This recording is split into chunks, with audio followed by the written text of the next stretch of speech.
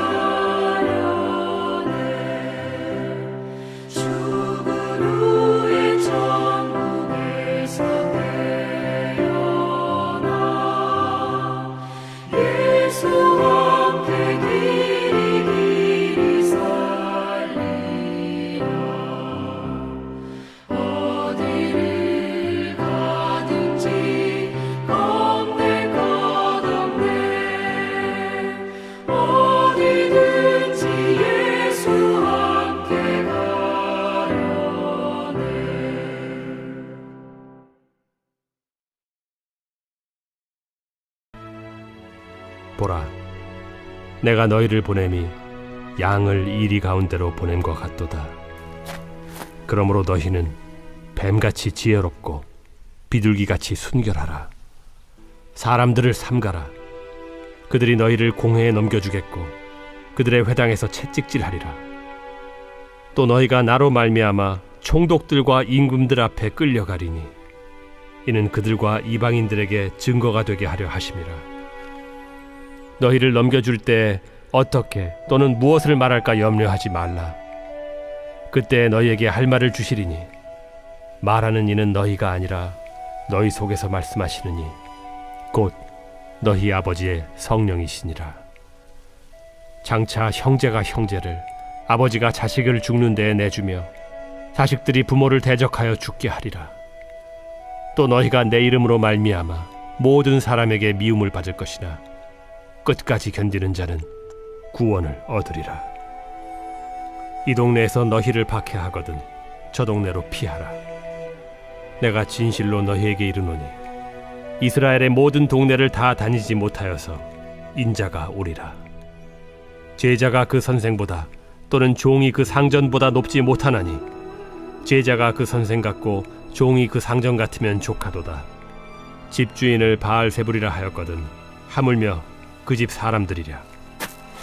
그런즉 그들을 두려워하지 말라. 감추인 것이 드러나지 않을 것이 없고 숨은 것이 알려지지 않을 것이 없느니라. 내가 너희에게 어두운 데서 이르는 것을 광명한 데서 말하며 너희가 귓속말로 듣는 것을 집 위에서 전파하라.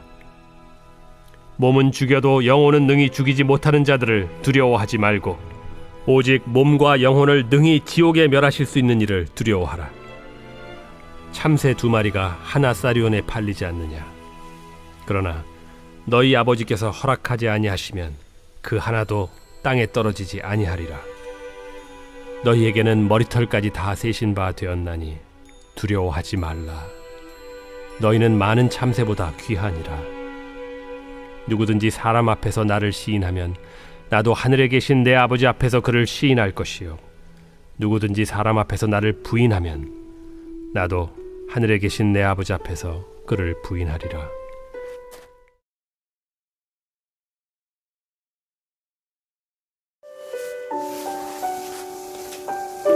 세상은 예수님이 구주이자 왕이시라는 사실을 거부합니다.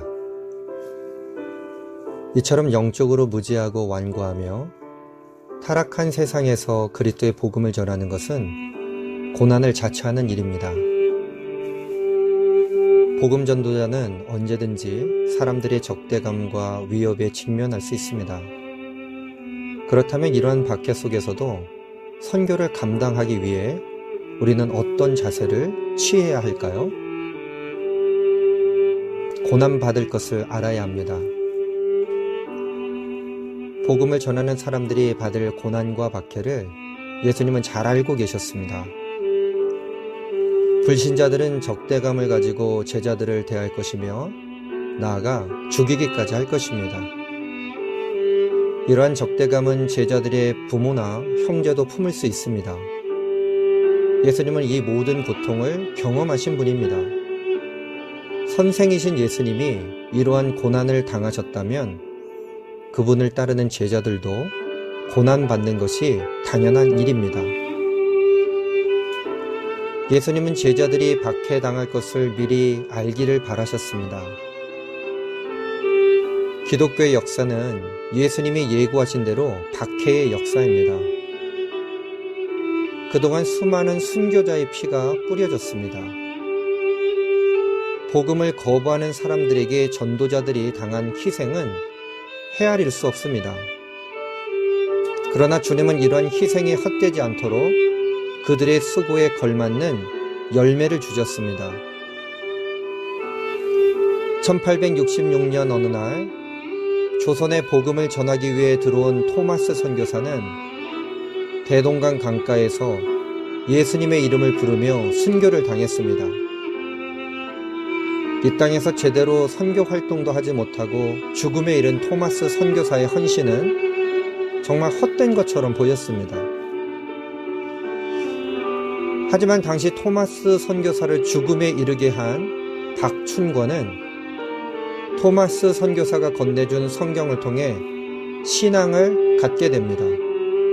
그리고 이후에는 교회의 중요한 지도자로 쓰임을 받습니다. 복음을 위한 고난에는 주님이 주시는 놀라운 보상이 따릅니다. 우리는 이 사실을 항상 기억하고 어떠한 박해에도 담대한 믿음을 잃지 않고 계속 복음을 전해야만 합니다. 두 번째 자세는 인내로 끝까지 견뎌야 합니다. 복음을 전하다 박해를 당하는 자에게 무엇보다 가장 필요한 자세는 인내입니다. 인내는 어떤 상황에서도 끝까지 믿음을 포기하지 않고 맡은 사명에 충성하는 것을 말합니다. 복음 때문에 사람들에게 미움을 받고 가족과 갈등을 일으키는 것은 누구에게나 견디기 어려운 고통입니다. 그렇다면 우리는 어떻게 해서 이런 박해 속에서도 인내하며 사명을 감당할 수 있겠습니까?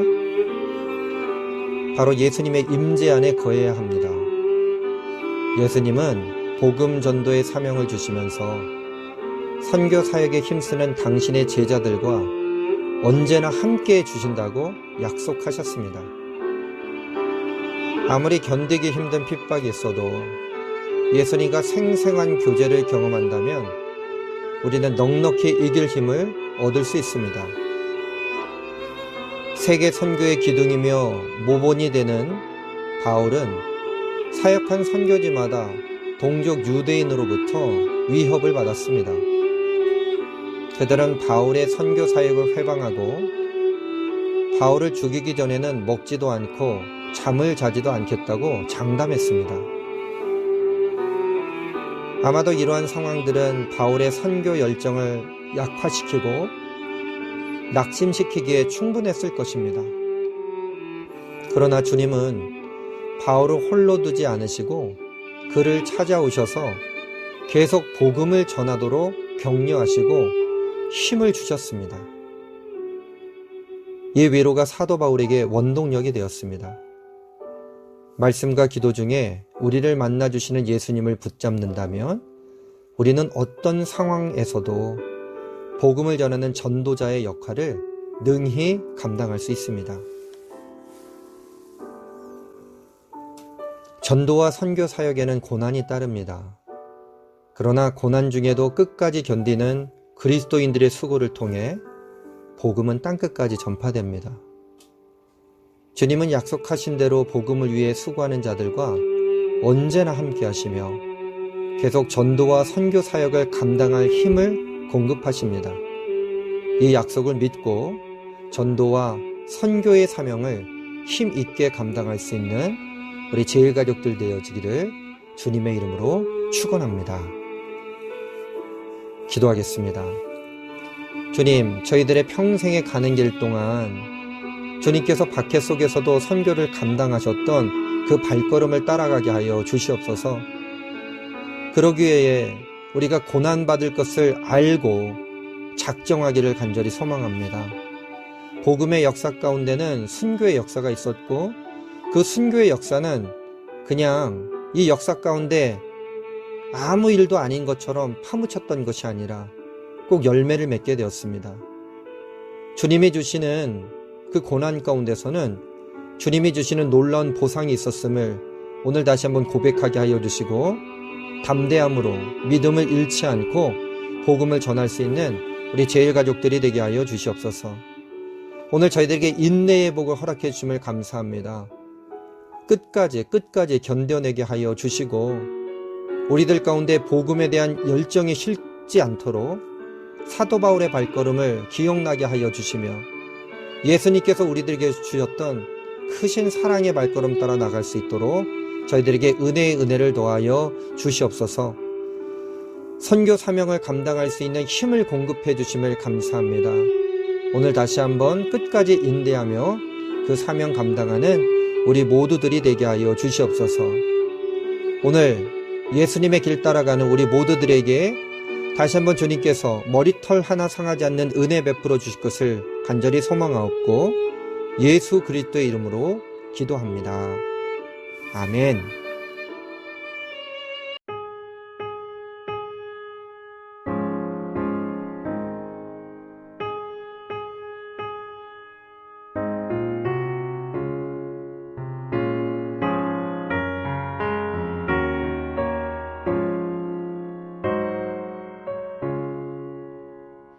내 평생에 가는 길 수고가